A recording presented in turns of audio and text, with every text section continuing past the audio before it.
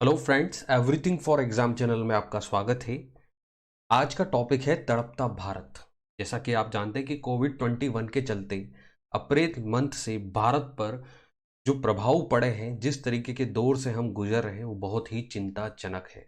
Corona के चलते बहुत ही ज़्यादा भारत पर इफेक्ट पड़े हैं, बहुत ही ज़्यादा भारत प्रभावित हुआ है।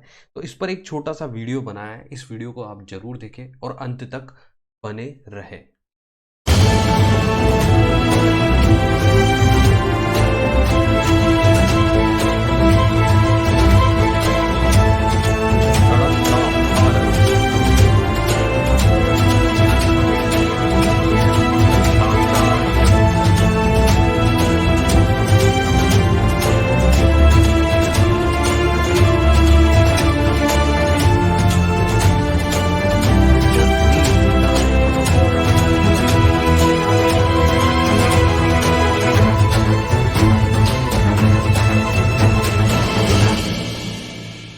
अनियंत्रित स्वास्थ्य व्यवस्थाएं,